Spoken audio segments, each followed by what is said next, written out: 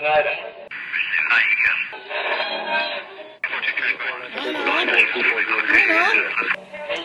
is that you?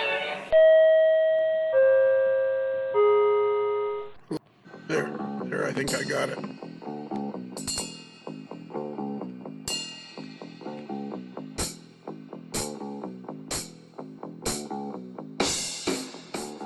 Dave? Lionel. Dave. It's another day here at the old AML. On the free channel. And let me look on the big calendar, see what day it is today. I do believe that today is January the 8th. Or the 15th. Or the 8th. All right. It's one of those days it's one of those weeks in January just before Springfield. And we're here again. Well, that's yeah. Oh boy, does the sentiment start to build or what? I have become of two minds. This is an ideal time for you and I to have a fireside chat. Because this week I've been having difficulty with my hospital visits, and today was a particularly trying day.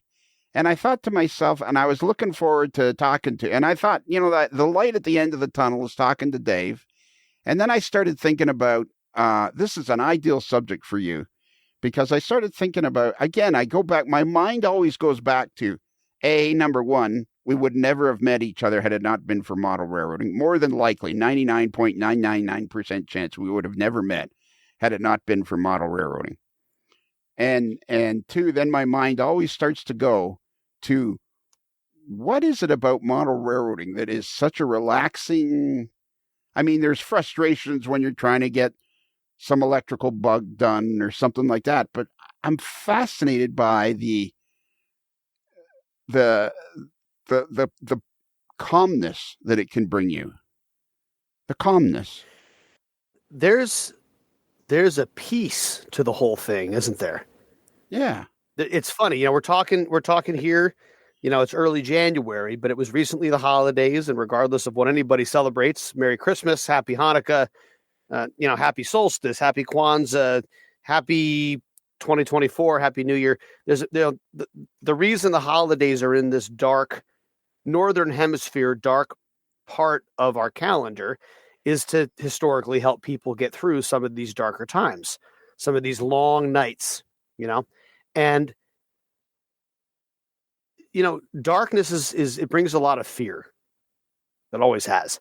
And that's not a modern human trait. That's not a, recent development. This is a historic instinct for living things for many, many, many, many thousands of years. And no matter how you look at it, there is something to be said for peace. And model railroading brings us peace. It's not just model railroading. It's time trackside. Fishermen fish, right? Hunters hunt. Rail fans go stand next to the train tracks, wait for a train to come, waiting for something to happen that we can record or experience. It's very much like hunting or fishing or any of the other hobbies along those lines. And there's something very peaceful about that experience.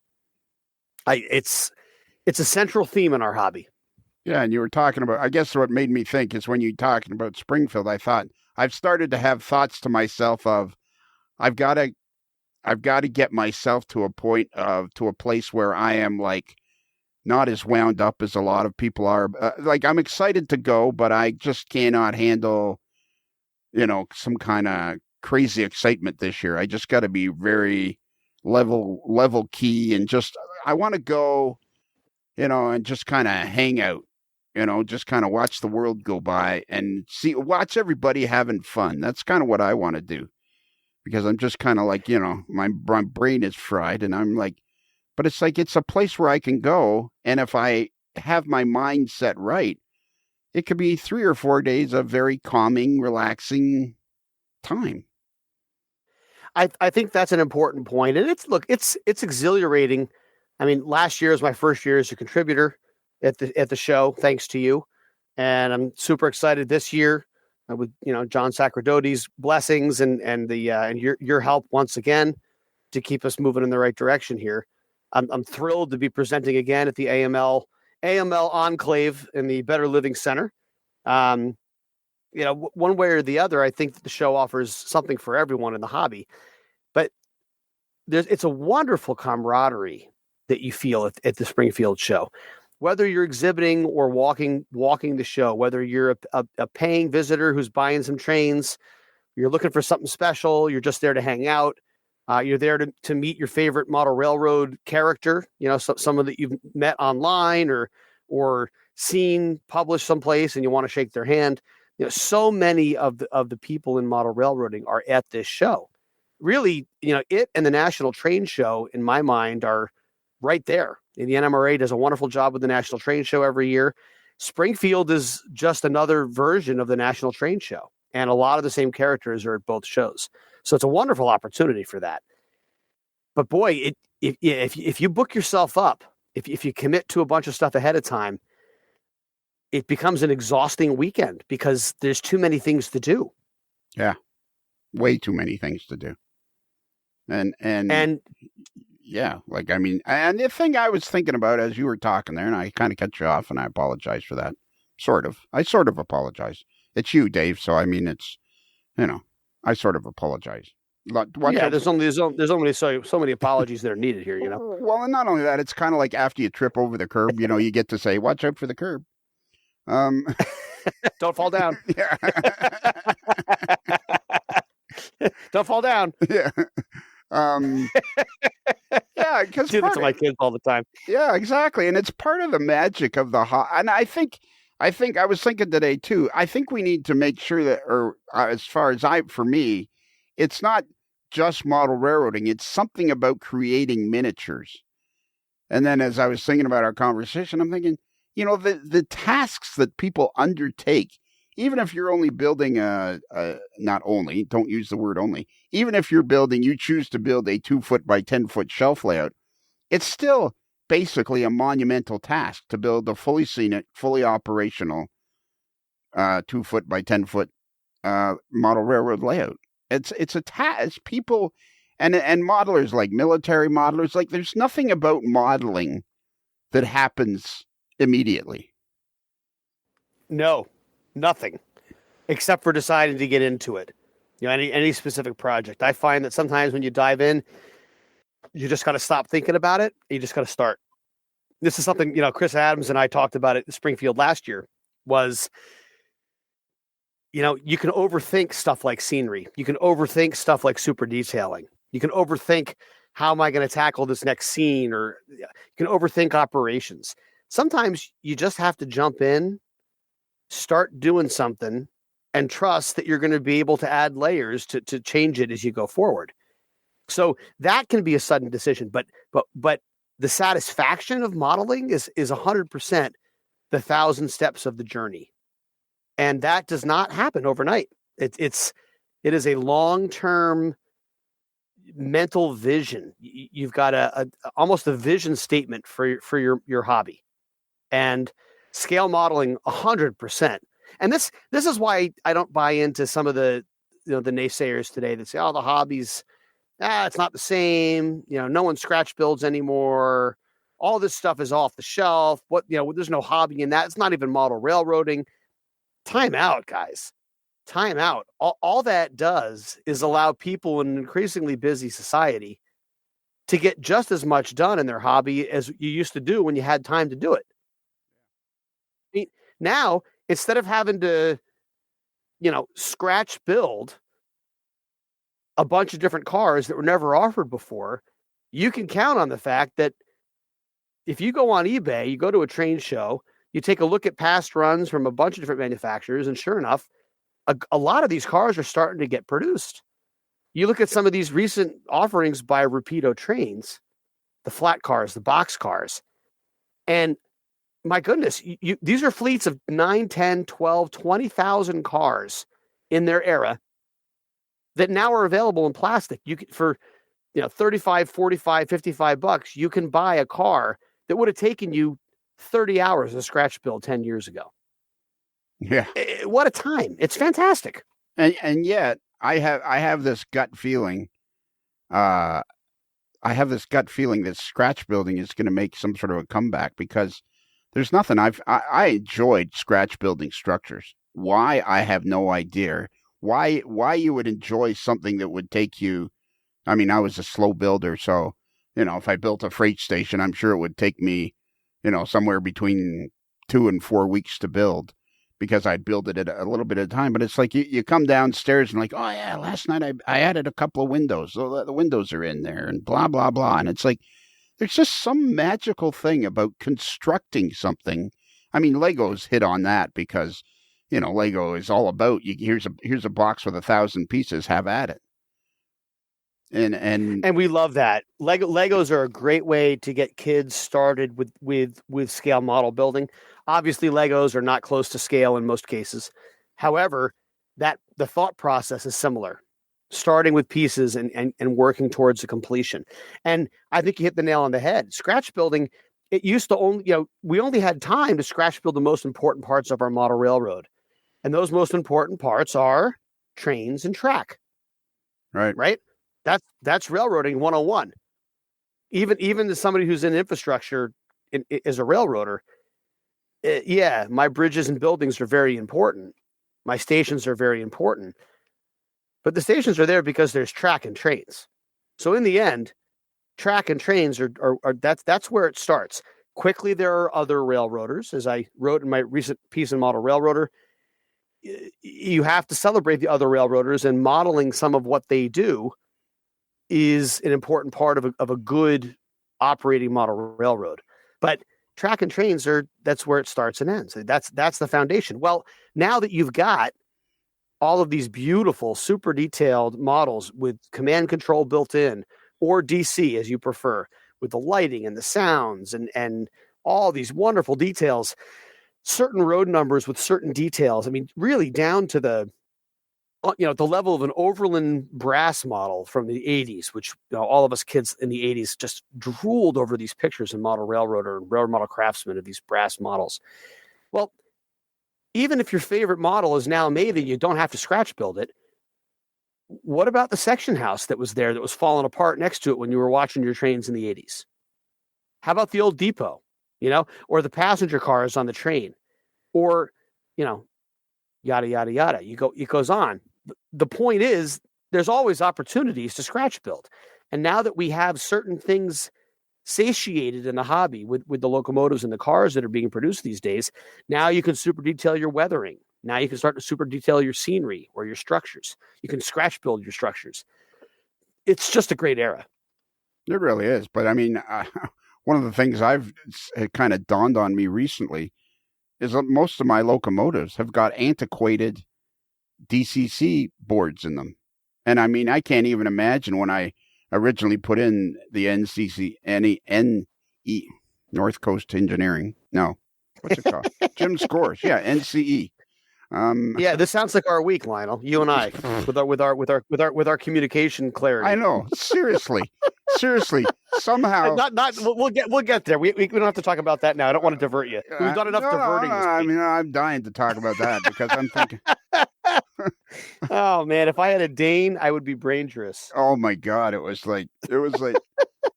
So like Dave says to me about a week and a half or in around December the 15th, hey, on December 26th, we're having an operating session. Are you available? Sure. Oh yeah, that's Boxing Day. My wife and son are going somewhere, see some sort of relatives. Yeah, I'll be available. Okay, great. So I'm, I ask him, so when does he starts telling me about dinner and this and that and the other thing. And I'm thinking, what do I need to know about dinner for? So then I send a text. Exactly when officially does the operating session start? 6:45. Okay, I'll be ready. So I make sure I have my dinner. I'm sitting watching the news, waiting for a text from Dave to see how I sign up for the thing. Nothing's happening. I'm not feeling 100%, so I'm thinking, well, he'll text me when he's ready. And finally, after about an hour and a half, I text you and I go, am I supposed to be doing something? And you're like, and I, why? You're supposed to be here. And my immediate thought is the day after Christmas. Like I'm supposed to, and then we had already planned to record a podcast the next day, and I'm thinking to myself, so he expected me to drive from here to his place, operate, then jump back in the car and drive back home so we could report a podcast the next night.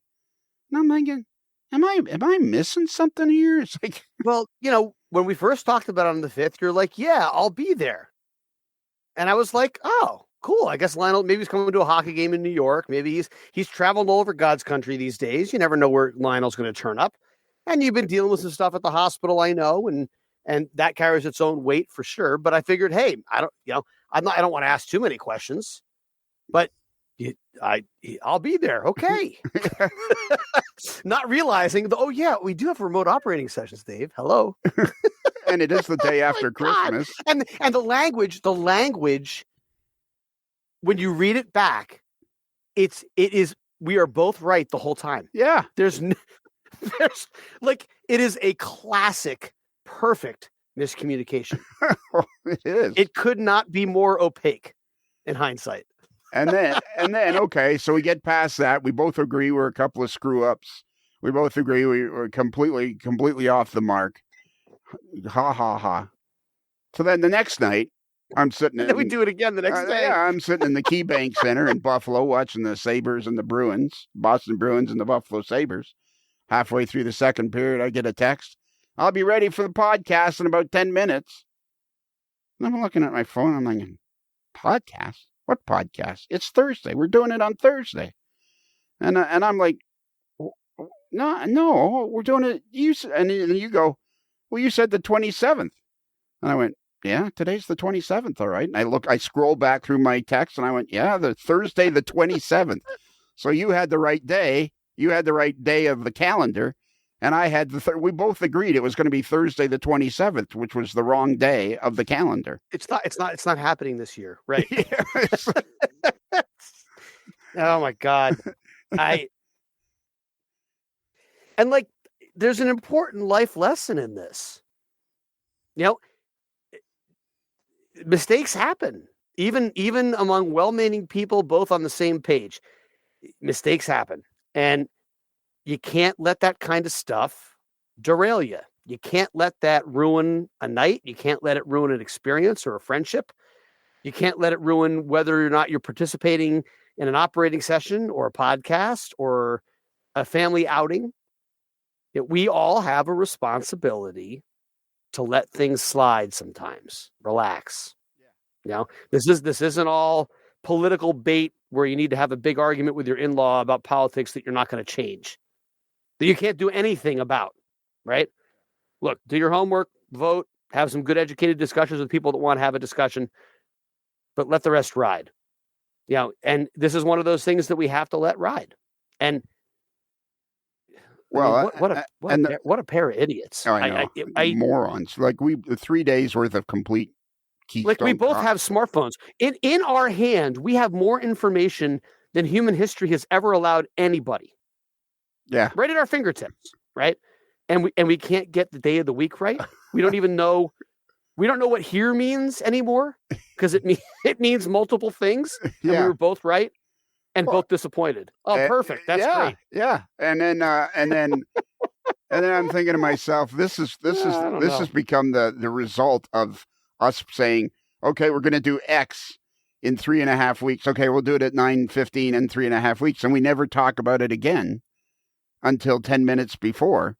Well, now here I was like, I'm sitting there and it's Buffalo's got a 2-man advantage for 4 minutes because Brad Marchand was mouthing off to the official. And I'm watching this and the crowd's having a great time. And all of a sudden my phone goes off and I have a terrible thing. I can't not look at it, see who's texting in case it's something important. And it's you going, okay, I'll be ready in 10 minutes. And I'm thinking, what? 10 minutes for what? And then I'm thinking, okay, well, I screwed up. Well, then I look back and it's like you said the 27th and I said Thursday. And we both went, yep, uh-huh. And then, and I mean, we have multiple conversations all the time. And we just we blew right past that exit, Well, Yep, I'll be there in another 10 minutes because I just missed the exit. Yeah, exactly. And the worst part is the whole time I'm thinking to myself, well, these now are on the free channel and they're sponsored by Rapido Trains.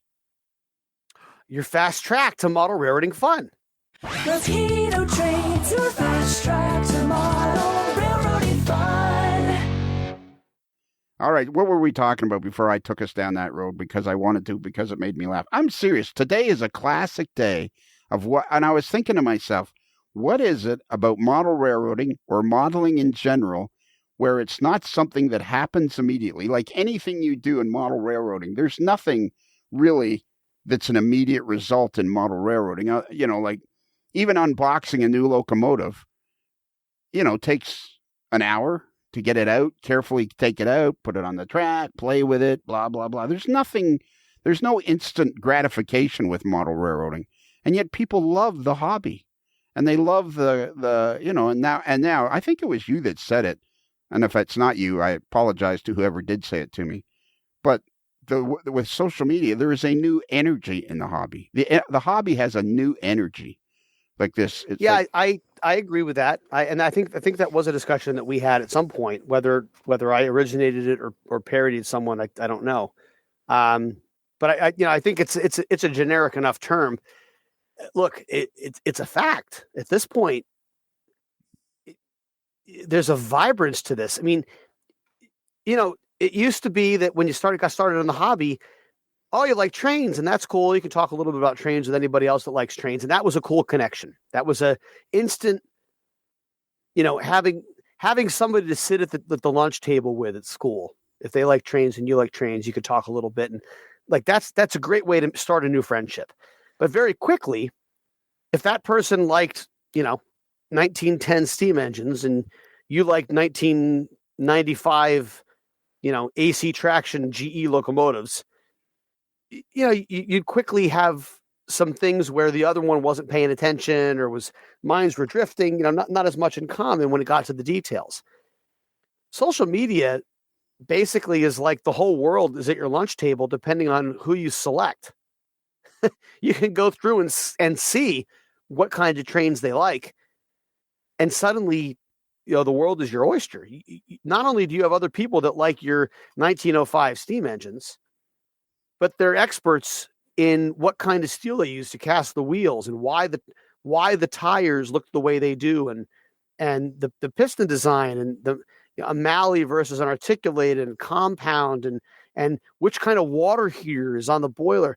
I mean, all of these intricate details that used to take months of contact as time allowed.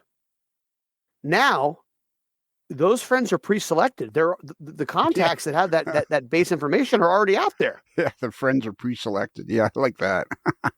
It's seriously, it's like going to the grocery store and that all the salami is going to be in the salami aisle. You don't have to look all over for your salami. Your salami is always where it's supposed to be. And if you want summer salami or spicy salami or Italian salami, that's good. And if you want some bologna with it, well, that's right next door too. That's great. But you know where it is. And that social media has become a set of organization for all the niche hobbies in the world. They're all right there for the taking. And it doesn't, that in and of itself makes nothing worse. It is such an unbelievably good time to be involved in an intense hobby like model railroading. Yeah. And then for me lately, I'm like, I don't want to hear the word niche anymore because there's so many people doing so many different things.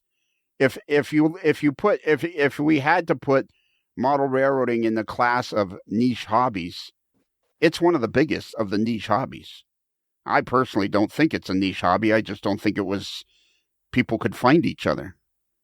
Like where are you going to go? I think that's an important point, which is why we've got, 4 full buildings at Springfield in a couple weeks. Yeah. I mean, how many other trade shows go there and have 4 full buildings? Exactly. It's incredible. I mean, it's growing double-digit percentages for a lot of these people involved in the hobby. It's growing at that rate. Yeah, it's just amazing. It is. It's growing it. But again, when you think about it, the core of the hobby has not changed since the since the 30s and the 40s, when the hobby started to gain traction. It's trains on track that are scale, and you got to do some scratch building, or you got to do some sort of construction.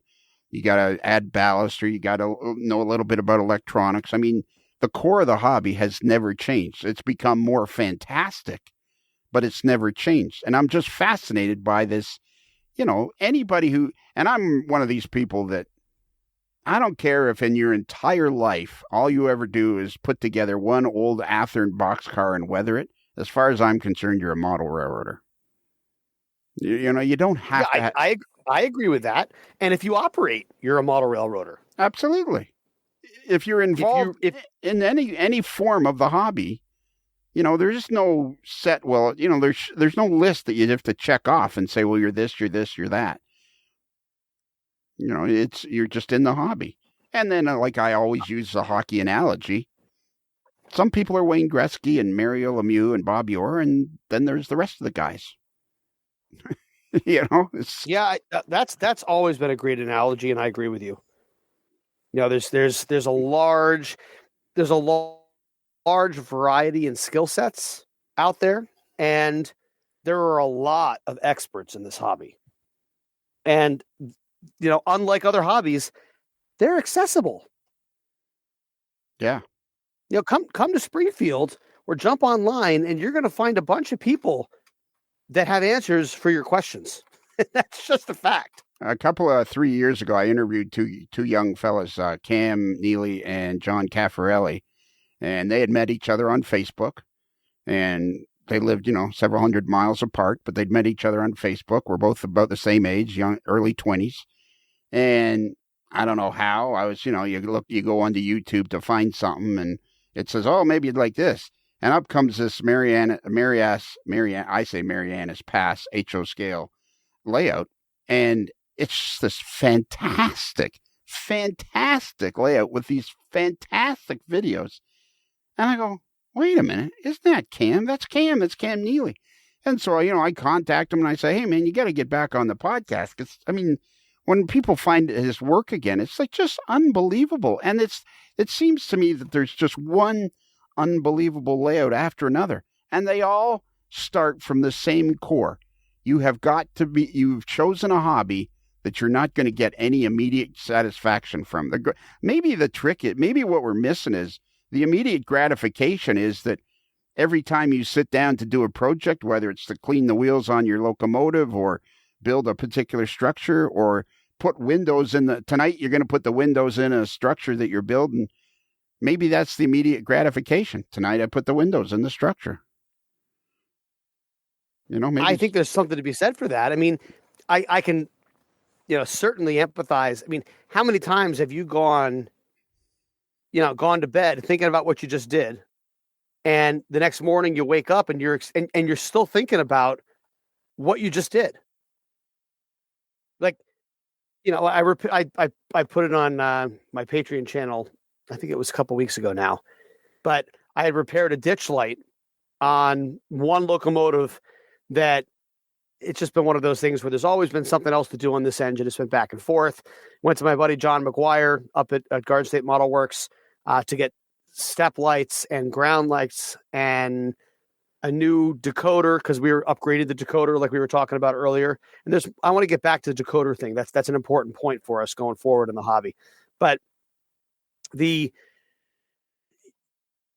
one ditch light, after all of that, I put it on the track. The ditch light works. Everything's great. And then during an operating session, one ditch light stops working. It's like, oh my God. After custom painting, super detailing, new decoder, sending it out to get new lights, you know, all of this work back and forth. At this point, you know, there's, you know, 20 wires inside the body of the locomotive. And, you know, John does a good job with his organization of wires, but me as a civil engineer, look, I work with soil and structures and people. I don't wiring in me. I do it because I have to. I'm no Tom Schmieder. We'll leave it at that. Tom's wiring is impeccable. It's beautiful. A lot of these mechanical guys do a great job with wiring. Well, mine don't. But in any case, I followed John's example in this engine. We ended up with and I had to replace the ditch light. Well, I was all frustrated when I learned it burned out. A couple days go by, got some family stuff going on, the usual, 3 kids and work and back and forth. Finally get timed, and I'm like, you know what? I'm staying up tonight. I'm going to fix this ditch light. So I go downstairs, open everything up, test it 3 or 4 times, can't figure out to do it, wire a new LED next to this LED, and it works perfectly. And it's like, God damn it. There's nothing else. There's nothing I can do except to just replace this ditch light. All the glue, you have to basically gut that one circuit you put in. You have to pull the thing off. It's not fun. But Lionel, it took me in about an hour and a half, 2 hours. I replaced the ditch light. And that night I went to bed and I had good dreams. And when I woke up in the morning, I went to work. And when I got frustrated, suddenly the repaired ditch light popped into my head. And then I was on the train on the way home and I was like, yeah, man, that ditch light works again. I can't wait to go home and turn it on. A ditch light, a model ditch light on an engine that has been a source of frustration became something I couldn't get off my mind in a positive way for like 24 hours. I mean, what kind of hobby can do that for you? Where we get fixated on not just the problems, but the good things too. That's where this hobby is amazing. You can feel satisfied in so many ways in this hobby. And that's just a great experience. Yeah, you can take an HO scale pickup truck and weather it one night. And you go down the next night to the layout and, oh, yeah, there's that truck. And you're looking, and it's just like one teeny piece of a 20 by 30 foot layout. Oh, yeah, there's that 64 Chevy pickup I weathered last night. That turned out pretty good. And you stand and you stare at it for a minute. And it's like, and it's just kind of this endless, it's an endless rewarding hobby if you do it right. If you don't, I think the trick is not to take it too seriously or something. Well, not to take it too seriously, but I think not to rush. One of the things I struggle with in life is this idea that I'm falling behind. That I need to rush things. Oh, really? I never noticed. Like, yeah. And for me, longtime listeners will know. But I mean, this is something only discovered through some pretty honest conversations with a bunch of close friends that I call wisdom keepers, as well as actual therapy.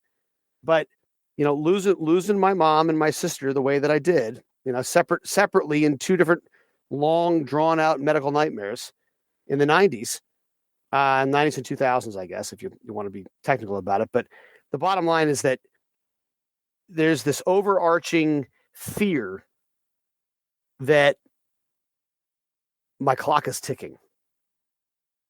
I mean, look at all the things that my sister could have done if she lived past the age of 23 years old. Look at all the things that, my mom could have done, or all the things my mom would experience or my sister would experience if they were still alive to see my kids. And these are real hard, buried fears that you only can come to grips with help from other people that know you well, or people that are there to help you draw out some of these insecurities. And, the reason I'm so compelled, I'm convinced that one of the reasons I'm so compelled to create in this hobby is because of the fact that I've dealt with that kind of loss. And there's a subconscious urge to get everything I've got out there for people so that it's out there and people can do with it what they will. Well, and I've got a great example of exactly the opposite. I love the podcast. Probably one of my favorite things of the hobby probably is almost the favorite thing of the hobby that I've ever done, just because of how many people it's connected and how many people I've met and how many people seem to enjoy it. And, it's just me being me. I don't do anything special other than make sure I get it out. And, one of the great things about this so a classic example for me of just the opposite is I've started to realize that I'm kind of getting overwhelmed. And a lot of people are very excited. So this is a great example. So our pal David Hyde, our mutual pal David Hyde, has wanted to make embroidered shirts, right? He's not really a t-shirt guy. I don't see David as necessarily a t-shirt guy. He's more of a polo. He's more of a polo guy. He is a polo guy, but when you're, an accomplished musician in a symphony orchestra, look, everybody can wear a t-shirt, but he spends a lot of time in more formal clothing than you and I. Oh, absolutely. Even as a railroad guy myself, even as somebody in management on a railroad, like I don't have to dress like you have to do to be in a symphony orchestra. So, David gets a pass on that one. No, but it's not. I got people that work for me that aren't t-shirt guys. They want, we have t-shirts for our employees and a couple of them will say, well, I really don't like wearing t-shirts. They prefer polos. Like some people are just polo guys. Some people are t-shirt guys. It doesn't really matter what you do or what your vocation is in life. It's just the way you like to, it's just whatever. Me, I don't like wearing long sleeve anything from my years as a teenager working on a farm. I just got used to not having sleeves. So, I wear a couple of t-shirts and a vest and, gloves, and my forearms are usually bare. And it's just the way I was raised as a teenager. And, but anyways, poor old David. So this is an example of what I'm trying to do, the opposite of what you're trying to, you're getting, and I feel like I'm getting overwhelmed, right? So David wants to make some embroidered shirts. I'm like, yeah, sure, go ahead. And so he's very excited about doing it. I send him the logo and all this, and he, does a great job. And he says, I want to get you something. I'm like, no, I don't want nothing. No, you got to I don't want a jacket. It's a long story. I don't want nothing. Have fun. Do it. Knock yourself out. Here's the logo. Well, I'm going to ask other people. Go ahead. Knock yourself out. Go ahead. Knock yourself out. So then he starts saying to me, well, he starts kind of, people are saying, well, I wouldn't mind one. I wouldn't mind. And he says to me, I think, maybe I should have some for Springfield. And finally I said to him, as politely as I could, leave me out of it. Do whatever you want. Just leave me out of it. Because otherwise, what's going to happen is people are going to be at Springfield. They're going to see these cool sweaters and polo shirts and whatever. And they're going to be coming up to me saying, hey, how do I get one of those? To which I'm going to be like, those are really cool shirts. Yeah. And I was like, do you see me wearing one? I'm not wearing one. And so finally I said to him, you know what, David, do whatever you want. Just leave me out of it. And it's the opposite of what you're saying, right? Like if I don't get a hold of my personality and say, I got to start saying no to people, the fun will just be sucked right out of it for me. Like, well, it's not because you don't think it's fun. It's because it's an energy consumption issue. Yeah. I mean, I think that's the point here more than anything is just that, that we have a finite amount of energy in this hobby, and you can take or leave the energy that you're talking about, right? I mean, oh, it's no big deal. We'll figure it out. It's like, well, no, you won't. Yeah. Exactly. Like energy quickly gets out of control. That's what, so you know what I've been thinking ever since we were, we had I loved that. I was the second period, 5-on-3 for the Sabres. Phone goes off. I'll be there in 10 minutes. What? I'm sitting in the, so I sent you a picture. I'm like, I'm out of it, man. But then after that, I don't know what you're going to do, but it's not going to be a podcast. And then I started thinking the whole way home because I'm thinking, well, it's as much my fault as your fault. We both agree. We both a couple of screw ups. We enjoyed the screw ups. The friendship is to the point now. Like nothing makes me laugh harder than telling stories about my screw ups. Some dumb thing I've done. And I thought to myself though, when I was thinking about it, thinking, you need to learn to harness your energy. You're at that magic age. I think the magic age of between your early to mid 40s to your mid to late 50s, you have a certain amount of energy. You don't have the energy of a 30-year-old, but you still have energy. And I think the trick for you going forward now is to learn to harness your energy. I think, well, harnessing it is one thing, but focusing it and I don't want to say controlling it, but it's kind of deciding there is a control factor to it, I guess, isn't there? Yeah, like when you're. I mean, one way or the other, you can't do everything well. Yeah, and you can't do everything. It's like you got such a fabulous model railroad there. People enjoy your contributions both journalistically and on the podcast and seeing you in person. It's just a matter of you've got to start to I think anybody in the hobby, if you want, I think the most as well as the most satisfactory part of the hobby is building things. I think it can be a very demoralizing hobby if you let it get ahead of you, because there's so much unfinished excuse me, there's so much unfinished stuff you'll end up with. And that can be pretty demoralizing, I think, for some people. Well, especially in the face of, again, this is the dark side of social media, right? Is that the bright side is that all this information is here and the community is here for the taking, and, all of this wonderful stuff. The dark side is that all of this energy is here and all of it's there for the taking, and, all this wonderful stuff. And you start to compare yourself to what other people are doing. And that's a dangerous thing to do. I think that's part of I think what you're trying to say is that you can get yourself in trouble, not just in this hobby, but really in life, anywhere in life. If you start comparing yourself to other people and you're always feeling anxious or depressed about how you can't get done what they're getting done, or you're not, there's so much left to do that I really wanted to do this and I'm not going to get to do it. And I wish I had this. I wish I had that. One of the challenges is balancing the excitement and the passion for the hobby with expectation. Expectation is a dangerous term because it's a very sharp blade and it cuts both ways. Expecting a lot of yourself is going to mean that you're going to be a high achiever. You're going to exceed your ability in most cases, and therefore learn and grow and get better at things. You're going to do better over time. But too much expectation, if you do a good turn for someone and expect a smile back, expect a thank you, expect a retribution, a reward, you're setting yourself up for disappointment. And I struggle with this myself regularly. Is that I like to put my full into things, and I like to be up front and out there as much as I can. And that's just not those you can't do that and expect results right away. You have to be able to trust that what you're doing is the right thing to do and keep on going no matter what. Yeah, and it's hard. It's a hard balance. Really, I mean, the hobby of model railroading so much is like life.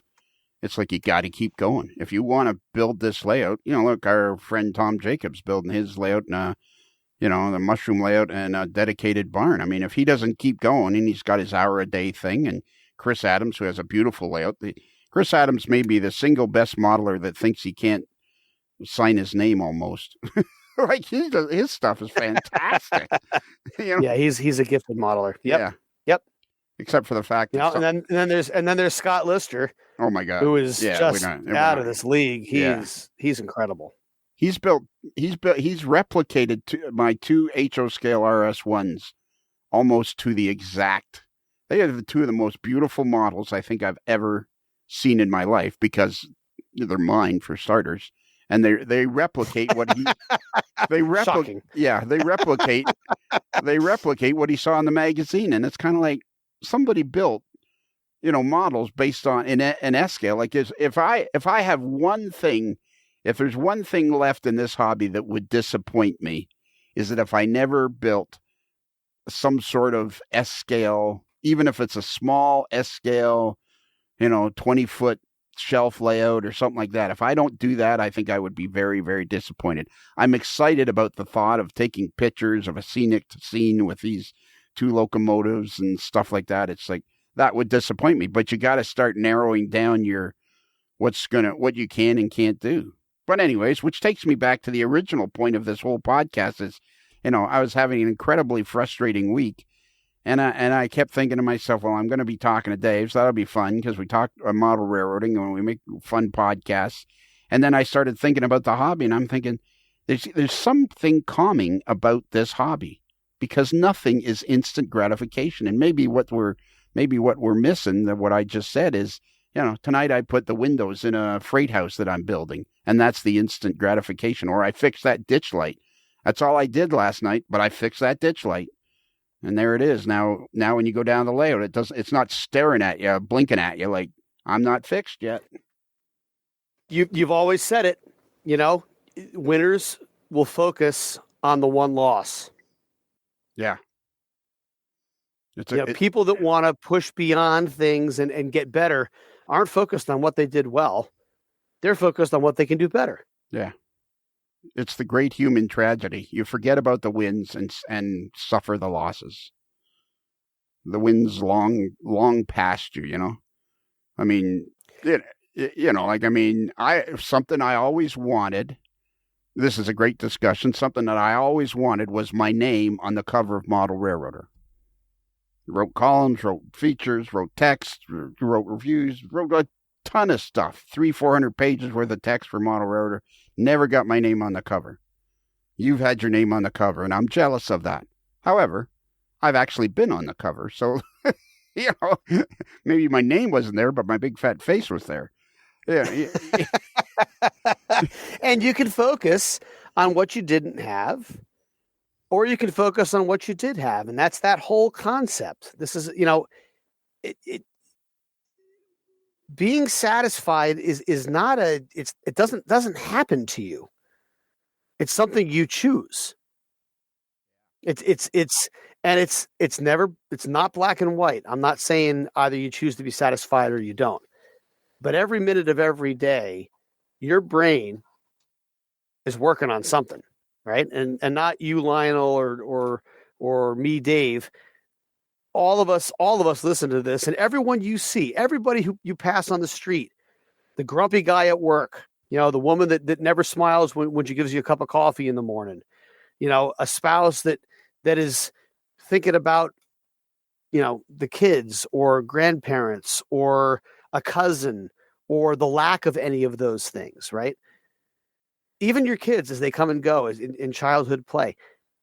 None of these people are stagnant. There's something going on in everybody's head almost all the time.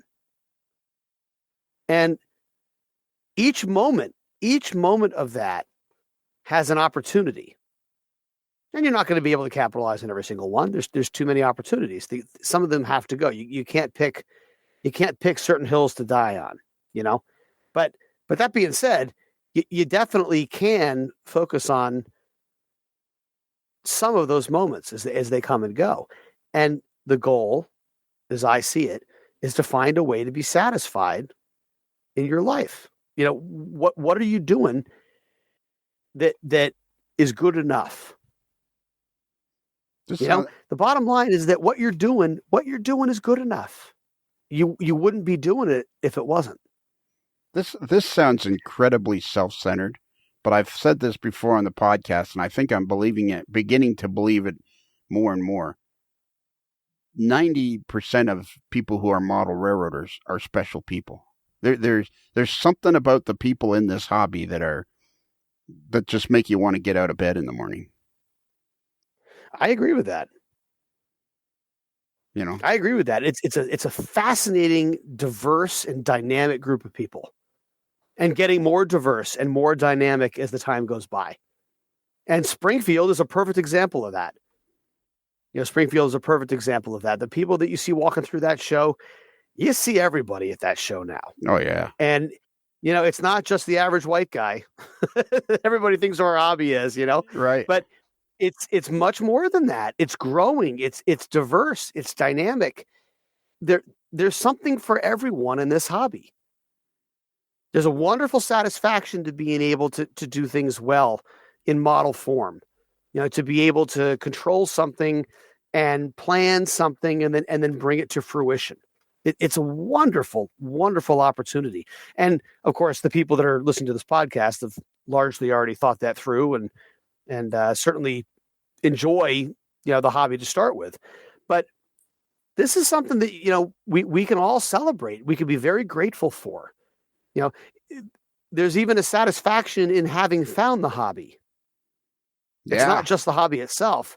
It's the fact that you found it in the first place. Well, that's a profound statement. You know what? That's a very profound statement. There is satisfaction in having found the hobby because you didn't know it was, most people didn't know it was out there. And just merely finding it gives them a whole different direction in life. That's a great statement. Just finding the hobby.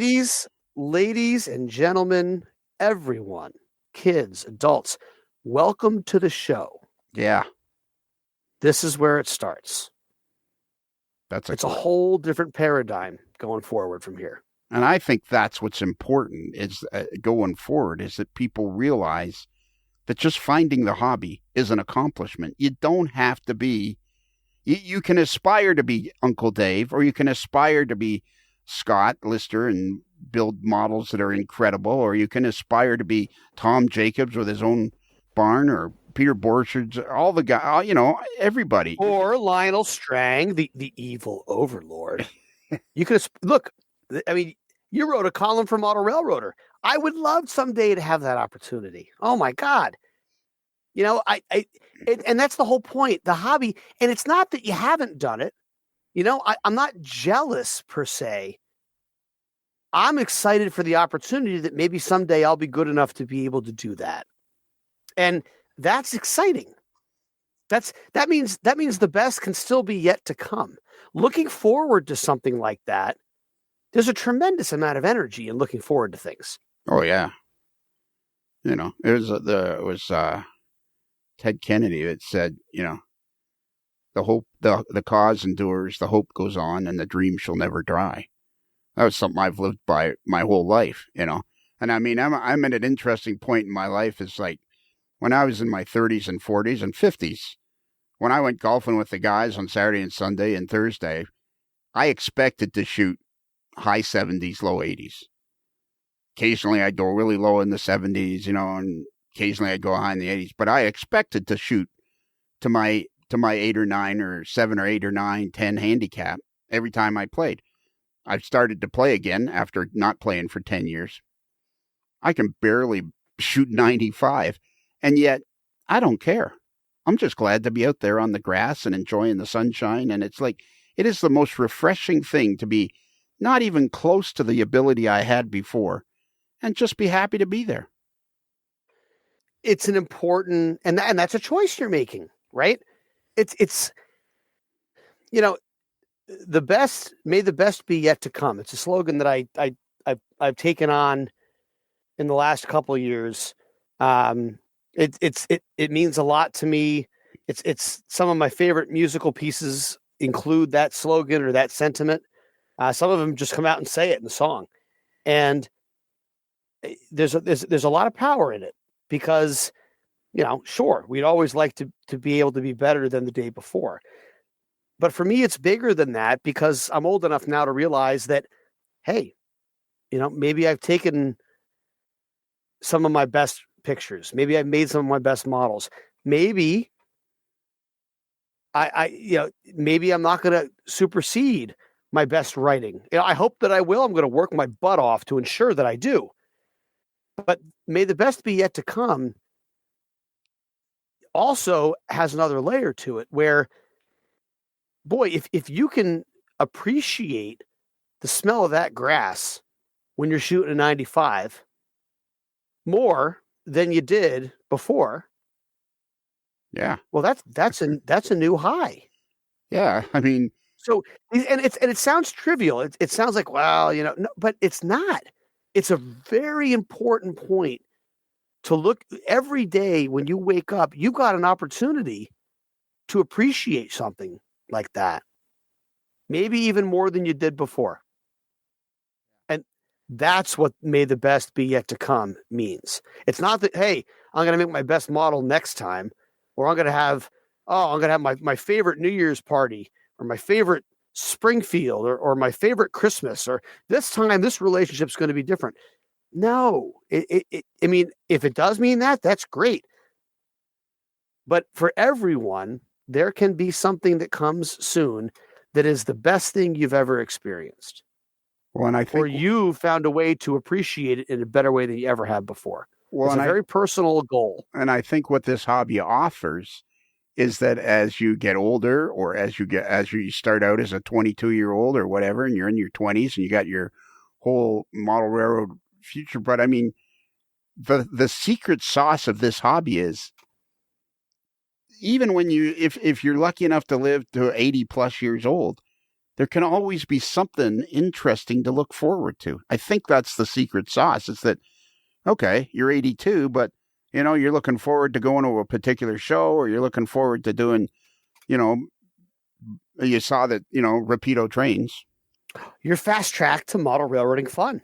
If it's N, if it's H-O, the fast track is Rapido. Is bringing out a new locomotive or boxcar that you've never had before, and you're going to buy one or two just because, and you can do that when you're in your 80s. There's always the secret part of the secret sauce of this hobby is you can always be looking forward. I think you can always be looking forward, and I agree. But a very wise woman once told me that if you spend too much time looking forward, it's the same thing as spending too much time regretting the past. Because the only thing that's real is right now. The only thing that's real. Everything else is either a hope or a fantasy or a fear or a distant memory, a jaded memory. We've all got our memories. And so this balance of present moment, the best part about the hobby is that not only do you have something to look forward to, but you've got a great present. Right now is the greatest time in history to have been a model railroader. Yeah. Bar none. And it just seems to be getting better and better. I'm going to stand by that fact. That is a fact. But I can remember I can remember having that come on. I can remember having that conversation with Henry Freeman 25 years ago, saying this is the golden age of model railroading. Sure. Yeah. And we were still buying yellow box Atlas GP7s undecorated and shaving off the hand grabs and all that stuff and putting on, individual details. And that was the golden age of model railroading. Like, you kind of wonder, I think the golden age of model railroading is still, we'll never see it, because it's always, the future is the best part of, the future is the best part of today, is what's tomorrow. The future is always the best part, like maybe the Buffalo Bills will win the Super Bowl. Maybe I will root for them this year. But my Giants are certainly not in the running this year. Yeah. Maybe. Although I'm very excited for Syracuse football next year. Are you? Very excited. Yeah, probably more than I had been in a couple of years. Okay. You should join the band. They got a couple transfers through this portal. I don't even know how to keep track of college sports anymore. This whole portal thing and transfers, and I don't know. To me, it's taken a little bit of the wind out of my sails for it because I can't keep track of it. But that said, Syracuse has a new football coach, and the previous coach was a really good guy, and this new guy has a great recruiting talent, and we're all excited to see what happens. So I am excited about Syracuse football, but yes, the future, there's always hope in the future. And I think that's a better way to put it. The future is not necessarily going to be better. Don't waste all your time looking forward to something when you can do something about it right now. Oh yeah. You've got to dig in, build a model tonight. Get home and build yourself. It doesn't matter what it is. It doesn't matter if you go online and look to see if they have the right kind of shingles or balsa wood for your scratch built structure. Or if you want to experiment with a weathering powder, go to the military home pages and find out, or the Facebook pages for that matter, and find out what's the latest craze that those guys are doing for, the sheen of a gunmetal or a rust product, or, all of this stuff. It's all right at your fingertips right now, more than ever. And it will it's incredible. It'll only get better. If you go to this, I'm excited about interviewing Cam Neely, and you go to his YouTube page, is Railfan220. You go to that page and look at these videos. And I'm not really a YouTube video guy watching YouTube videos, but occasionally I'll come across stuff and the modeling is spectacular. And I'm thinking, oh man, and I know this guy, and it's like you're getting to watch what he's modeling and seeing what his layout is. And it's so much. We are so lucky to be, I keep thinking to myself, I'm so lucky to have had a chance to be involved in this time in the hobby. Because man, we've come I agree with that. We've come so far from, and we had started to have a conversation. I'm looking at a Jeep 7 that I put together, 30 years ago, 28 years ago, and it's got to be 30 years ago now, and it's got a Wangro or an NCE decoder in it that says it's Wangro. I mean, and I'm thinking the decoder is so outdated. I could never have imagined a time when the original decoders would become outdated. Right. And here we are. I was just talking with both, John McGuire at Garden State Model Works and Tom Schmieder. He's another one that does beautiful, beautiful decoder installation work, especially for older brass steam locomotives and some of the real custom mechanical projects. Tom is just unbelievable. He's at Real Sound Solutions. That's his company if you search it up. And both Garden State models, especially for more modern diesels and ESU, and Real Sound Solutions with soundtrack stuff, and especially older steam locomotives, brass models and such. Both of these guys are just cutting edge when it comes to this. And that's an example of what we're talking about here.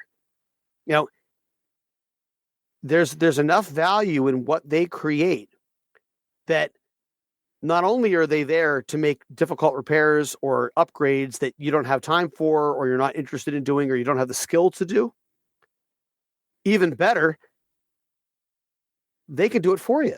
Yeah. With a quick click and a quote, and you can decide if you want to invest in it or not. But it's all your choice. It's all right in front of you at any given time. And these are the guys that if you want to update your decoder, they'll tell you if it's worth it.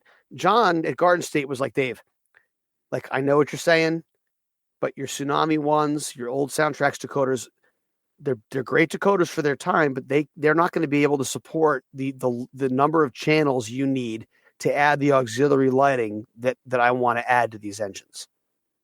And I never thought about that. I said, oh, that's right. Oh man, I read up on it, and sure enough, there's only 4 channels or whatever on the older decoders, and they're very limited in what they can support. So more modern decoders, I mean, you don't have to do it unless something fails, of course. But when you do it, it's night and day. It sounds better. It reacts better. It's more stable. You have less resets you have to worry about. It's a great, DCC is really maturing and becoming a defining technology for the hobby. I mean, it always sort of was, for operations, but now it's undeniable that these new factory models just are better on DCC. Well, speaking of factory models, have you gotten anything recently from Rapido Trains? Your fast track to model railroading fun? If it's N, if it's H-O, the fast track is Rapido. Yeah, it's now that you're on the free channel, are you getting exhausted doing these commercials? No, not at all, because Rapido is just knocking the ball out of the park. I mean, to be fair, there's a lot of good stuff out there from a bunch of different manufacturers. But as I'm on my workbench as we speak right now, I'm looking at this newly delivered Rapido RS18U. The St. Luke shops, I believe, in Montreal rebuilt CP Rail's RS18 fleet, road switcher with 1,800 horsepower. They chopped the noses and put in custom number boards. They did a beautiful job on it too. Real top-notch work, which I know St. Luke was known for. But Rapido's come out with this little road switcher, and it is just a work of art. It's a beautiful model. The handrails are spot on. The lighting is incredible. You put it on the track, the control stand lights up. The number boards, the ground lights, but the control stand lights up. I mean, Lionel, the control, like inside the cab, talk about a switching layout. You buy one of these RS18Us, turn the lights off on your switching layout, and you might as well be there. The control stand lights up. You can now, it's incredible. Nowadays, you can have a fantastic shelf layout because of the quality of the locomotives and what have you that are coming out. You can have a fantastic shelf layout that's magazine worthy and everything else, and you can have so much fun with these locomotives now because they do everything but make you dessert. Like, it's just fantastic what this stuff does. It really is just, it's bewildering in a good way. Yes. And that's important because, as great as the hobby is, life is full of challenges. And here I am, my mid 40s, and I'm just in the thick of it. Yeah. There's a lot more problems than solutions.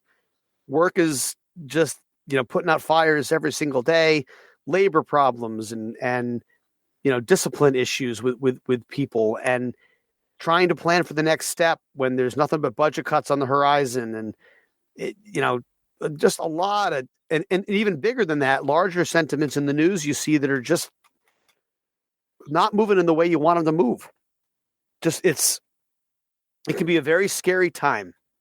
To be in your 40s, your 50s in 2023. There's a lot of things that you were used to that worked better than you think they work now.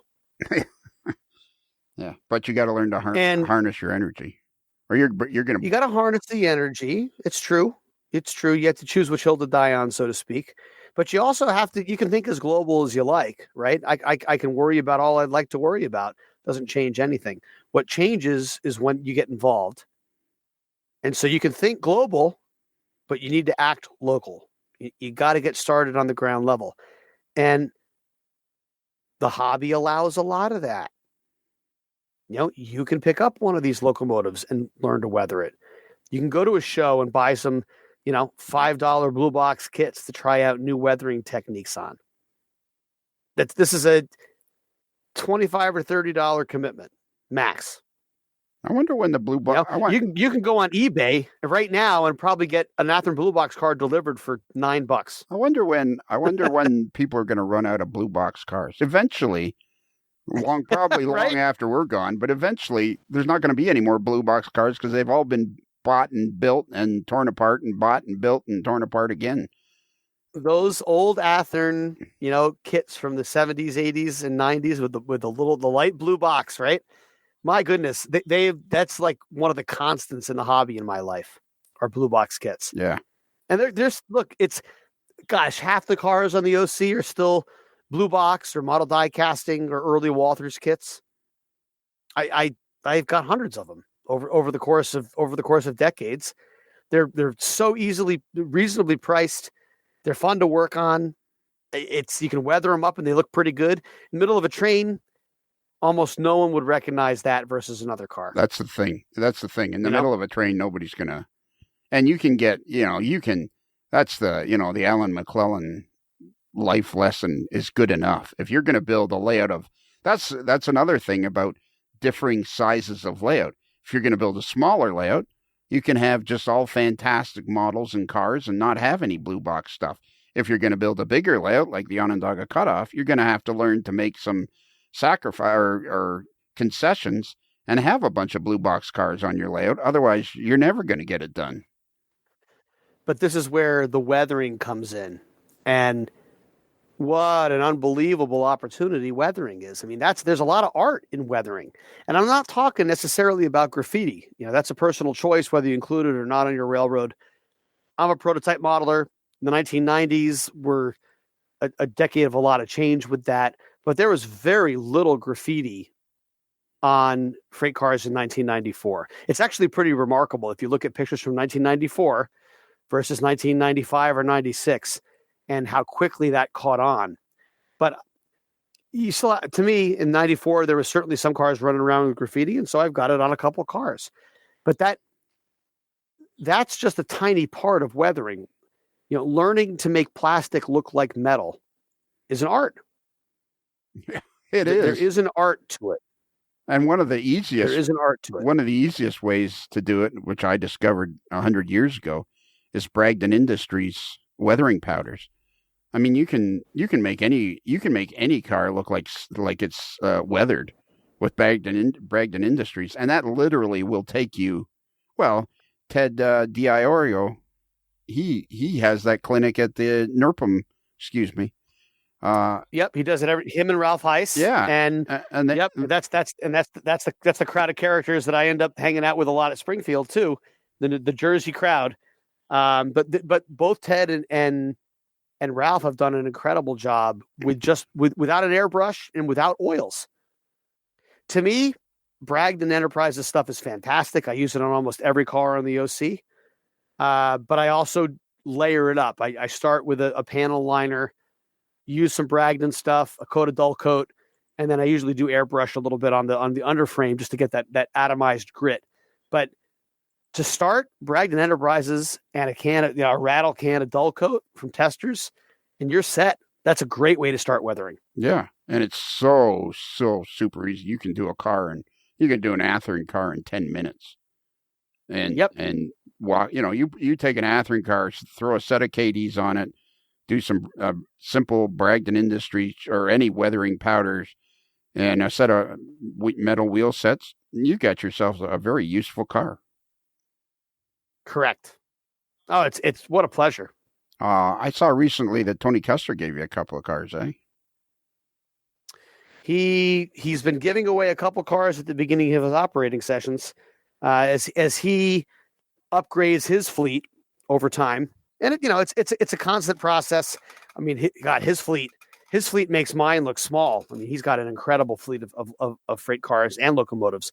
But as he upgrades his fleet, new releases from Tangent or from Rapido or from Exact Rail or Scale Trains that fit his era, let alone Spring Mills Depot, Walthers. I mean, there's just a lot of good cars out there these days.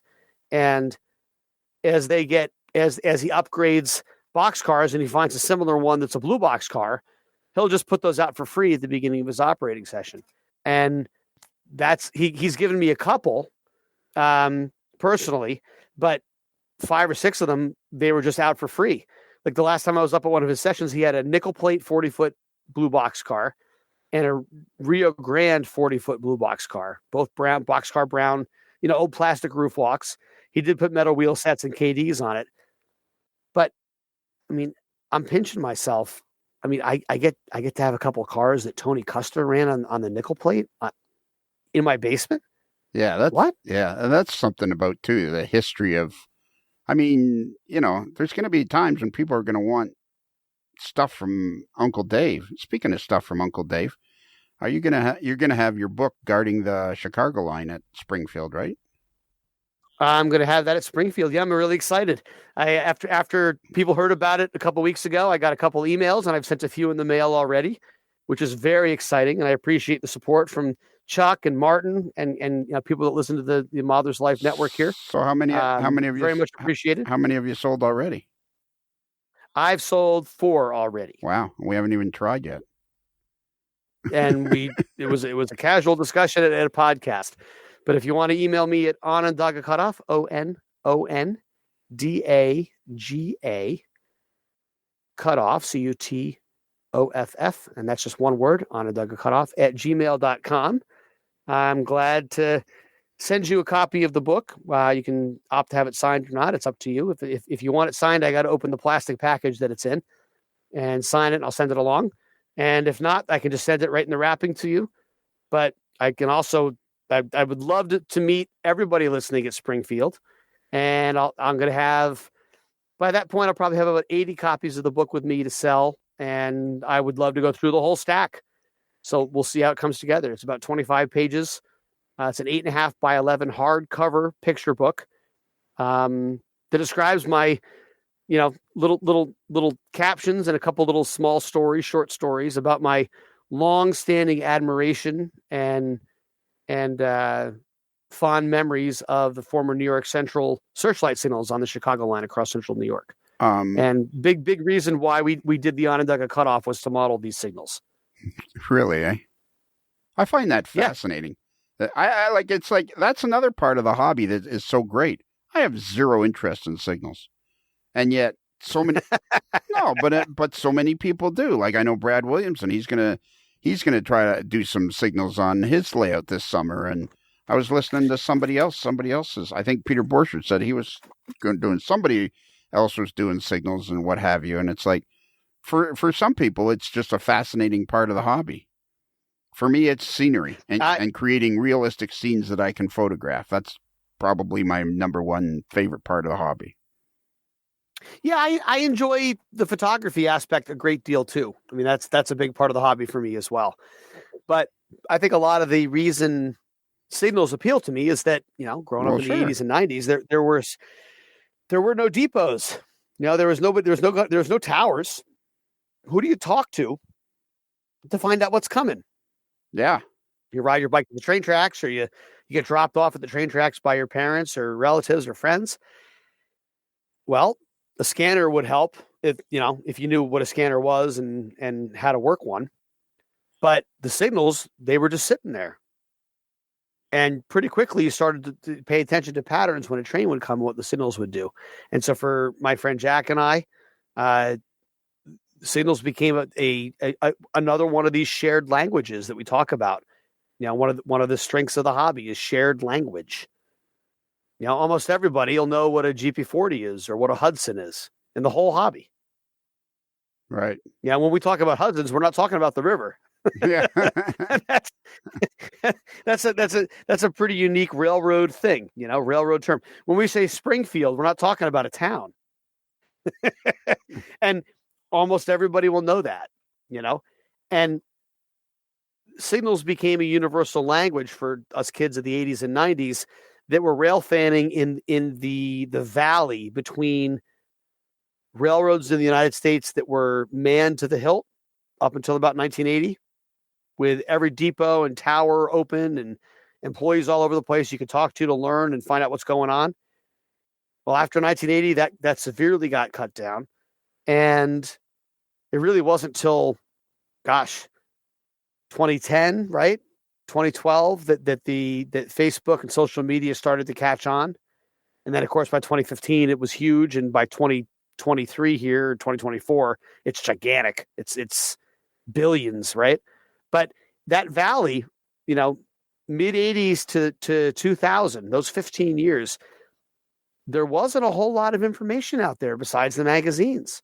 Maybe an occasional email listserv, a website if you got lucky, if you lived in a place where somebody put a website together for your favorite railroad.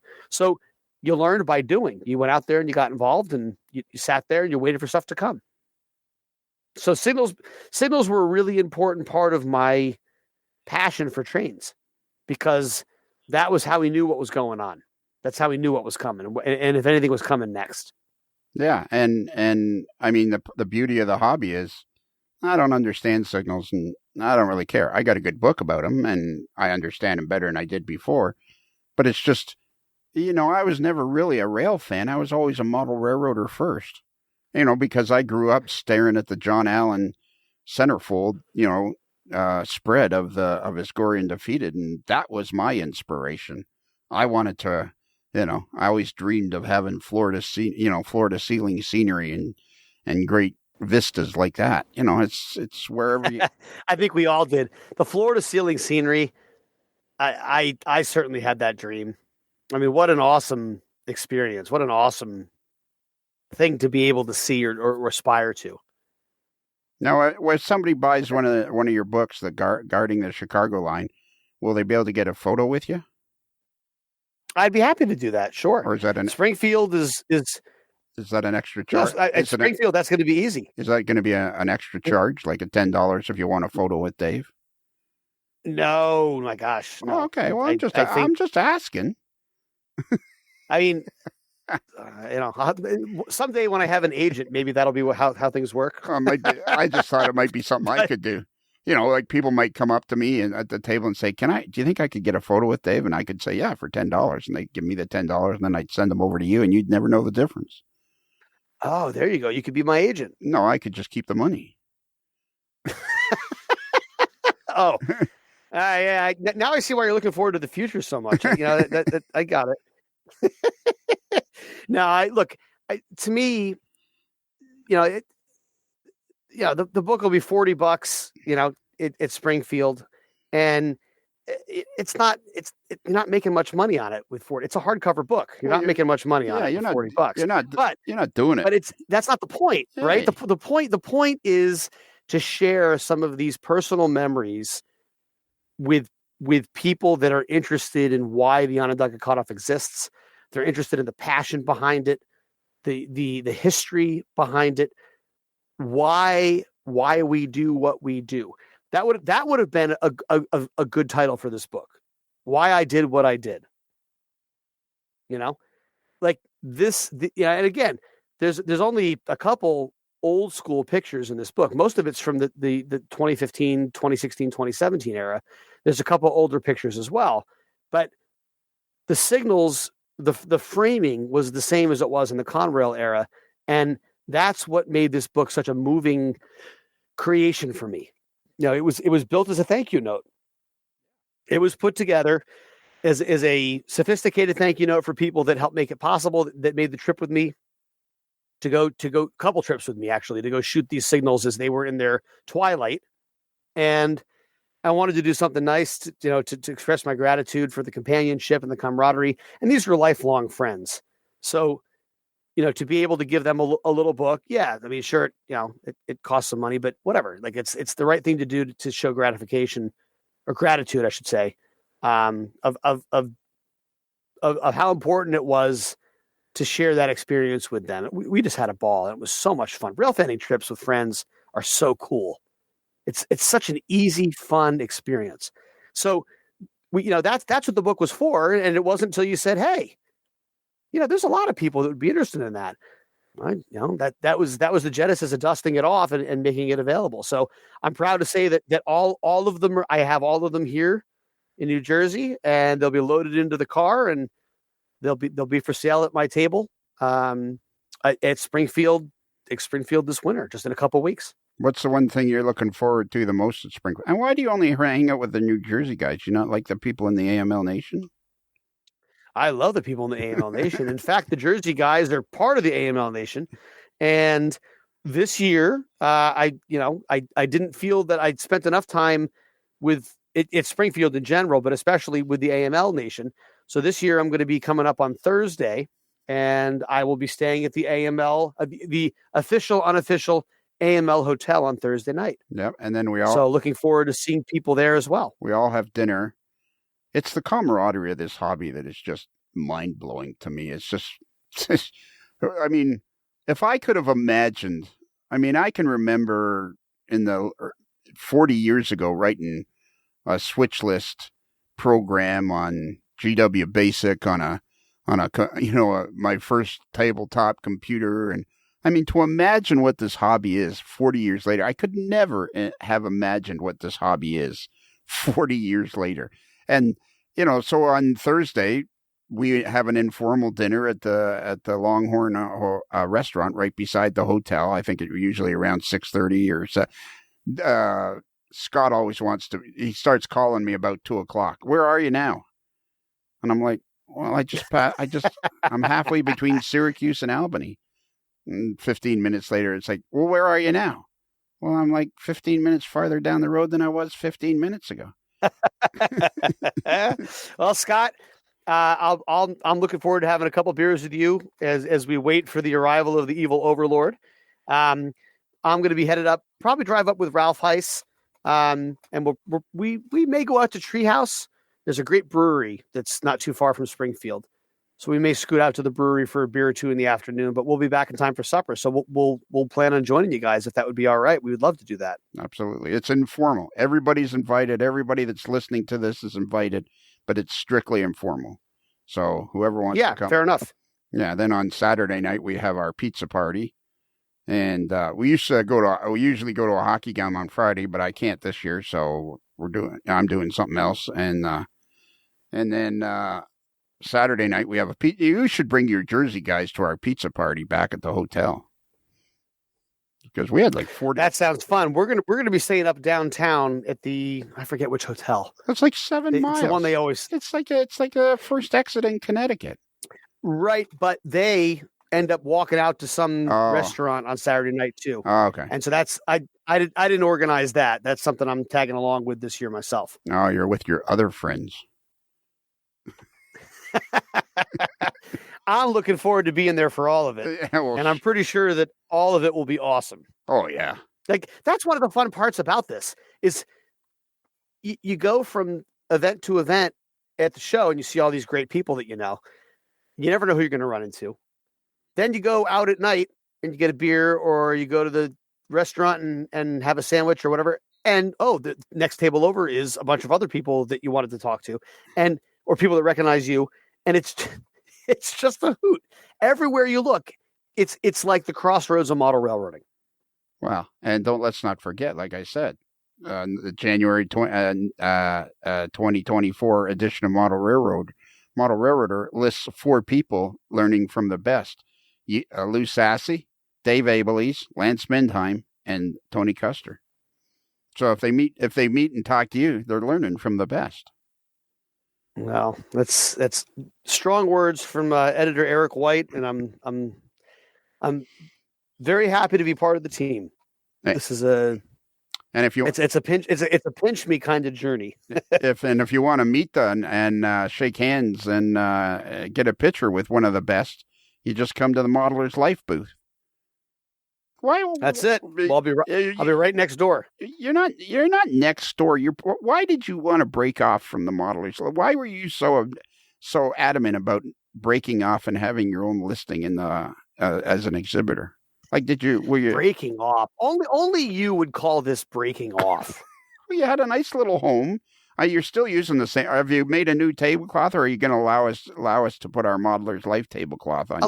I'm part of the exhibit. That's right. I never said I was breaking off. You're the one that said breaking off there, buddy. And this is only Lionel would figure this out. How to make this acrimonious. Come on.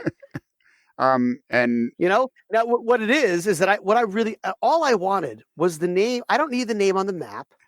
I just want the name on the listing that says Onondaga Cutoff, so that people who know the Onondaga Cutoff from Model Railroader or from Facebook Live, who may or may not have been part of the AML in the past, that's true, can find it on their own. And then immediately they're going to see that all of this is mixed together. It's all part of the same trajectory. It's part of the same story. There's a reason why. I mean, even if I got my own listing, I don't want to be in another building. I don't want to be next to another display. I want to be with you. I know. This is where it starts and ends. And I had so much fun last year meeting all these great people. And it was a highlight of my entire model railroading career. It was awesome. And let's not forget to remind everybody, if you want a picture with Uncle Dave, you come and see me, give me $10 and I'll arrange it. I'm going to have to ask you about that. You know? There's something wrong with it. Somebody comes up, I'm going to be like, how much did you pay for this? Yeah, that's right. They hand you a ticket. And they're like, what's this? Well, the guy over there said I had to get a ticket to take a picture with you. There is something wrong with you. I love you, but there's something wrong with you. Absolutely. There's. I joined the club. If you think there's anybody normal in this community, you're just not paying attention, or you're not being honest. Yeah. Well, that's true too. Come on. Wow, we're such a collection of characters. It's such a fun collection of characters. Oh God, it's refreshing. It's wonderful. But then I realized, it's like I said to you at the start of this podcast, I realized that if I don't narrow my focus, I'm not going to have nearly as much fun as I could have. I'm purposely not going to try to take it all in. I'm purposely not going to try to see everybody. I'm purposely going to try to just relax and enjoy myself. I think that's a good call. Yeah, I'm pretty amped up these days. My leg is. Yeah, I don't blame you. You got a lot of moving parts right now, buddy. And what are you going to do? You don't get to choose how many parts are moving below a certain threshold, right? Yeah. So if you've got the capacity, hey, have at it, enjoy yourself. But if there's a bunch of stuff moving that you don't control, which is your situation right now, if that's the case, you necessarily need to balance where you're putting your power. Yeah. Mostly, yeah. And Otherwise, you're going to be miserable. Yep. And the other thing I wanted to point out, your wiring is like a bird's nest too. You have some of the worst wiring I've ever seen. It all works. That's not right. It's not the worst because it works. No, exactly. I'll take wiring that works over any, and it's organized. It's organized in my crazy civil engineering kind of way. Yeah. Well, when I was all the colors make sense. Yeah. Everything's labeled and every connection is soldered. That's the key. But I never labeled. Why would I route everything together? What if something goes wrong? I don't want to have to search through a bundle of wires. I want to see it separate. It turns out that's not how the rest of the world thinks. It seems like the new wave of signaling is to have your signals on a separate bus and a separate system. A lot of people are talking about something called LocoNet, which I don't really understand, but it seems like like your layout is like now what, 15 years old? Yeah, we've been running trains since 2011. So you're coming up to 15. The layout itself is the layout. Yeah, we started construction actually more than 15 years ago for the start of construction. Yes. So amazing. Is there if you were starting over again, would you have your signals on a separate bus and a separate system other than your, Yes. Yeah. Yep. This was visionary construction by a fellow named Nick Anshant, who's the chief signal engineer, or CNS engineer, as they say, on the railroad for the Onondaga Cutoff. And he's a signal professional. He actually does it for a consultant that works for all the major railroads around the world. And Nick's opinion was that, look, there's technology out there to do this, but the best way to do it is not to trust NCE for everything. You trust NCE for what it's good at, which was train control, track power, and block detection, because that's where the current is going, although the block detection could have gone either way. But I did end up sticking with NCE for block detection. And then you layer that in to another command bus, which at the time, the best way to do it was Digitrax with the LocoNet. So NCE has the NCE command bus, the control bus, and then the power bus. The power bus just runs the power to the track out of the command station. The command bus or control bus runs out to each of the little plugins and the radio so that you can use your NCE throttles to control the trains.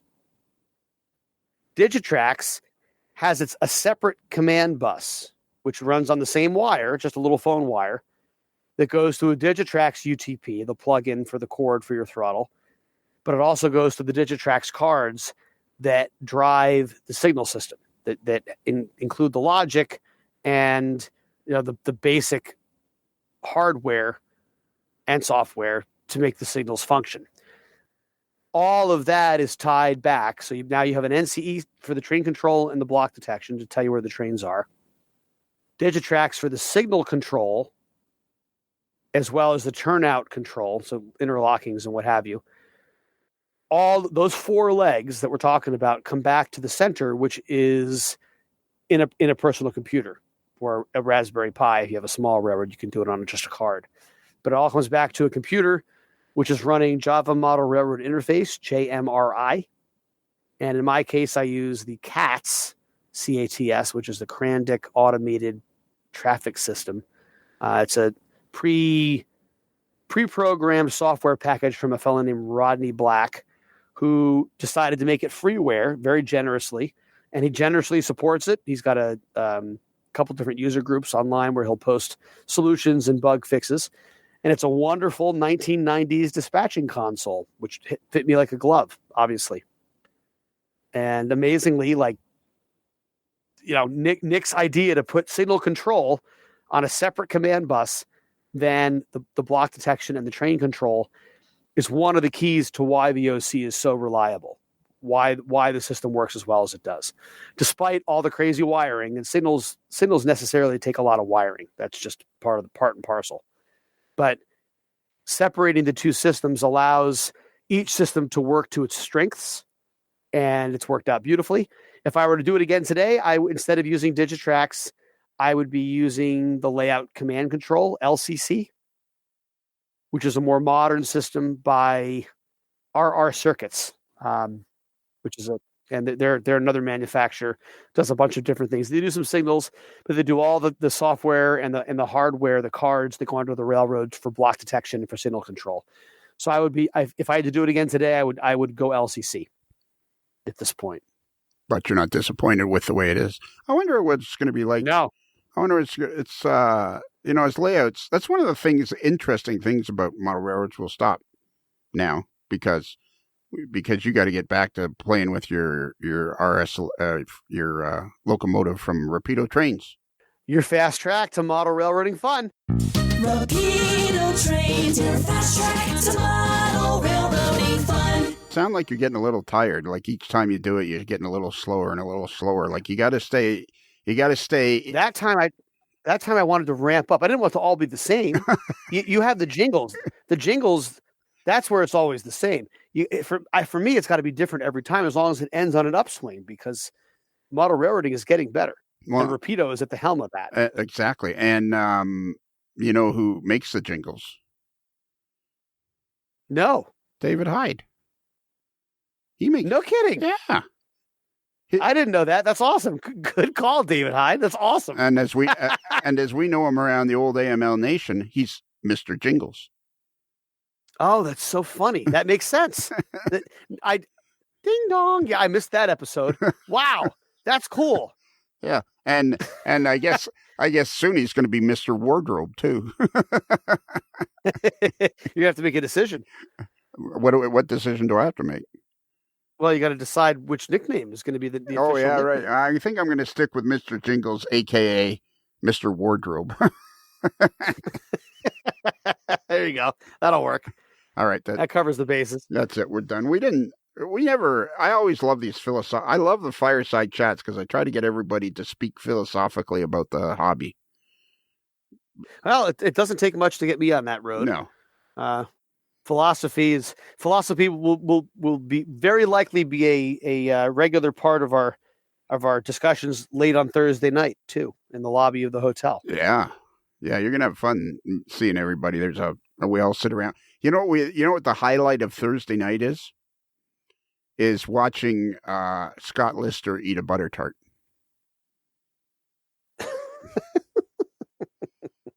It's like, okay, you can't tell if he's eating it or throwing it around. There's so many crumbs on the floor. You can't. What are you doing? Are you eating this or are you just tossing it around the room? These are butter tarts made by my lovely secretary Barb, and they're for David Start, who loves butter tarts. So she makes 3 or 4 dozen. And then one of the things we snack on while we're sitting around chatting is these butter tarts. And then we have the ceremonial eating of the butter tart by Scott Lister. Because it's hilarious to watch. I love it. It's like he's only learning how to eat now. I don't understand what his problem is, but it's just it's bizarre. There's crumbs on the floor. Hey. There's crumbs on his shirt. There's crumbs on the table. There's crumbs on his hat. There's crumbs everywhere. Hey, if the guy likes something, he goes for it. Yeah, I guess. And so. I am eternally grateful for Scott and his help with the Sherwood Inn, which is from the prototype is in Skaneateles, New York, but on the OC it will be in Fayetteville, New York. And what he's built is an absolute masterpiece, a centerpiece for that city. That as I'm building it slowly but surely, and I am just so grateful for the effort that he put into that. It's a work of art. It's better than anything I would have built. I'll tell you that. Let experts be experts, my friend. I can state this for a fact. I feel like if I had to wager on this, I would have wagered larger sums of money. If you had seen him eat a butter tart before you talked to him about building the Sherwood Inn, you would have said, no, thanks. I'll pass. I don't know. Yeah, trust me. His model railroad is fantastic. Trust me. You would have been. It makes no sense. The same guy you watch eating this butter tart is the same guy with his fantastic model railroad and fantastic model building skills. It's just It's mind-boggling. It makes no sense. It's like driving on the wrong side of the road or something. Nothing makes sense. All right. Well, I'm looking forward to the whole thing. It's going to be a great show. Can't wait to see you there. What time are you going to leave in the morning? Probably on the early side. I would say I haven't talked to Ralph about the details yet, but I think we'll be out of there, I would say breakfast time, 8, 9. Okay. And that'll put us up to Springfield, mid-afternoon. Well, that'll put us to Treehouse at mid-afternoon. We'll certainly be there before supper time. That's for sure. All right. Can you give out our email address? You can reach us at modelerslife@gmail.com. That's right. That's modelers with one L like Abel's, not two L's like Napa Valley. Wow, well done. I the one L I can always figure out. The two L's is a little. Bruce is the expert. Bruce is the expert at two L's. Yeah, he's amazing with that. Yeah. Well, and also the Wiz. Rich Wisniewski does an incredible job with that too. Every time, it's always something I never would have thought of. Is he still mad at me? I don't think so. Okay, he was pretty mad at me there for a while. Oh yeah, he wanted to burn your house down and stuff. He was really upset. I know. No, I'm just kidding. Rich, like me, spends a lot of time bewildered at things rather than actually angry. Okay. He's not one that angers easily. Yeah, but I'm pretty good at making people mad. And I was pretty. Yeah, it is a talent you have. It's true. It is. But I think a good chunk of that is communication, like communication we had this week, which was just a failure on the part of anybody that's ever communicated. And you can't get mad about that. No, there's much bigger fish to fry. That's different. But guys like right. guys like Rich, if I don't make him mad at least once in my life, it's kind of like, why am I here? Very nice. Yeah. All right. So so that's if you didn't catch the email address, you go to our website, which is amodelerslife.com, and click on the picture of the moderately agitated mail boy in a particularly agitated state, and the address will immediately pop up for you, and you just fill in your text and click on send, and away it goes. And if you'd like twice as much podcasts, AML podcasts every week, you can go to our Patreon channel, and on Tuesdays, which is where the Uncle Dave's Fireside Chats were born, or is a whole bunch of, it's different. If Tuesdays is, it's just kind of, it's lawless. We just don't have any rules. We just talk about whatever we want. We do the fans. It's the guys that, the main guys in the crew, we do talk about the fans and what they're doing, and then we do viewer mail, and then we do some fireside chats, and occasionally variety hour. It's just more relaxed. Not that it could be more relaxed than this, I don't think. And also, I was going to say I feel pretty relaxed. Yeah, and there's a link on our website for that right at the top. But also in that same area where the link for our Patreon channel is there's a picture of me and Dave. And if you just click on the picture of me and Dave, boom, you go to Uncle Dave's Patreon channel, which is way better than, it's a good Patreon channel because there's tons of videos. You know what I was thinking the other day? I was watching one and I was thinking, you are creating there is such an opportunity nowadays for people to create memories for their kids. Your kids are going to be able to watch these 50 years from now and see what you were like when you were in your 40s. Because I barely remember what my dad was like in his 40s. I got a few photos of us, but I have no, and I got a couple of home movies, but that's pretty much it. And that's a good point. It is an opportunity for us to create stuff that our kids can look back on. And already my boys have started to pretend to record their little operating sessions they have on their Lionel layout in the attic. I walked into one of those and it was just fantastic. Teddy's like, so Pete, let's show the folks who are watching what we're going to do today. And they go back and forth and they're switching their little yard and then they're running a train. And of course, it's a menage of locomotives and cars and all different eras and a caboose that doesn't make any sense. And they're having so much fun. And it's just, that's what model railroading is about. You can enjoy it the way my boys enjoy it, or you can run a prototype operating session or have your own shelf layout or anything in between. Anything.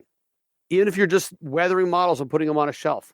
If you're collecting stuff for a future layout, if you're visiting a hobby shop or coming to the Springfield show to see what it's all about, it's there is something for everyone in this hobby, and it's a fact. It's a super exciting time to be in this hobby. Yeah, and I mean, for me, I listen to all the podcasts. I never remember once they're published. I never remember what was said, but I enjoy listening to them after we've recorded them. Like I'll listen to this one when I'm driving to Toronto or something, and it's great fun. I mean, I'm no good on video. I am like, it's scary to watch me on video. But I love that's a beauty. That is what, and I've talked to other people about this too. Like a lot of people have small cottage industry business, and it's what a hobby gives you the opportunity to start your own small business, like selling self-published books. Like it must have been pretty cool to get your first email from somebody saying, "Hey, Dave, I like one of your books." Oh, it's fantastic. Yeah, it's fantastic. I love what you do. I love your conversations on the AML. Hey, I first time I'd ever heard the podcast, but I know about the OC, and I saw it. I've seen it in Model Railroader. I saw you on Facebook during the pandemic. I really love how positive your energy is. I love one of your books, and it's like, wow, yeah, man, thank you. It's such a good feeling to be able to share that sort of stuff at that level. It really is. Yeah, and we haven't even put a notice on the fans page yet for the book, but I figure, maybe just after the new year, we'll put something on the fans page so that people that don't have the opportunity to go to this, because if for some reason or other you run out of books at the show, you'll be able to take the names and addresses of people and make some more books and send them to them. But, for sure. Yeah. If there's demand, we can certainly make more of them. Yeah, definitely. There'll be demand. Definitely. There'll be demand. Trust me, because it's a fun thing to have, right? It's a fun thing to have, and they really did turn out beautifully, and I'm really excited to be able to share that with people. I think it's a special thing to be able to, put something to print and have a memento going forward. And this is just a really personal, you're seeing things through my lens. You're seeing, what made this railroad important to me visually through the lens that I use to capture it. And it's exactly a lot of what you see in this book are the sight lines I tried to create, the dynamics I tried to create on the OC. Yeah, and that conversation all started when I said, and we didn't even talk about that yet. We'll have to talk about it. We'll do our post Springfield, and we'll talk about your new book coming out from Combat, which is due out in March or something. Yeah, that'll be out in the spring. That's exciting too. Yeah. I cannot wait to see the first drafts for that. That hopefully in a couple of weeks here, we'll see. And I had said, well, next year in 2025, you'll have a couple of books to have on your table. And then you went, well, maybe I should put that self-published book I did for a couple of people. And I went, there's another book? I'm like, why are you hiding this from people? Well, it's not hiding it, It's you know what? It's hard to accept the fact. It's hard to accept the fact that people are interested in what you're doing, because you're a humble guy. So you're not sitting there going, well, people will want to see this. You're thinking, you do it for a couple of friends and as a thank you, but you never even stop to think for a minute that people will want to see it. And, people will want to see it. That people will want to buy it, as you've already found out. Yes. It's exciting. And again, to be able to share this with people it's just a privilege. The whole thing is awesome. You're going to have to do some more self-publishing along the way. We'll get there. Yeah. Little by little. I mean, this took a lot of time and effort to put together, and time is that's the commodity these days. That's the biggest thing. But that being said, it was so much fun, and there's so much. I mean, I must have 12,000 slides that I've shot starting in 1993. Well, and with your ability, and those slides, and with your ability to write the captions for them, that's just a book sitting there waiting to. That's like half a dozen books sitting there waiting to happen. I was going to say, like, there's a couple scans of slides in this book, and then a bunch of digital photography as well. And that doesn't count the digital stuff. I mean, I've got 10 years of digital since I stopped shooting slides. So there's a ton of photographs out there, and yeah, I mean, if there's appetite for it, these are things we'll continue to do 100%. There's appetite. There's appetite. Every Well, it's exciting. It really is, and I appreciate all the support and the good energy. Well, thank you. You're the first of a but you're the first of a generation. Your age, mid-40s. You're the first of a generation that can meet people through audio podcast, YouTube channel. You got to get your YouTube channel going. And well, it's there, but I have not updated it, and we've talked about that. That's got to be a priority number one here as we get into the new year. But I do enjoy just modeling trains too. Well, that's it. But I'm kidding. I got to update. There's a couple of videos that are almost ready to go. I just got to get around to doing it. Yeah, and stick them up there. Yep. Yeah. Yep. But it's the new era, right? It's people enjoy seeing your stuff because you're available, and the beauty of it is then they can meet you at Springfield or talk to you on your Facebook Lives. It's great. You got to learn to. It's a lot of fun. You got to learn to harness your energy. Yeah, that's it. Keep it focused. That's right. All right. Are you ready? I'm ready. So remember, a Modeler's Life podcast is considered marginally adequate by 6 out of 10 people that use military modeling products to weather their HO trains.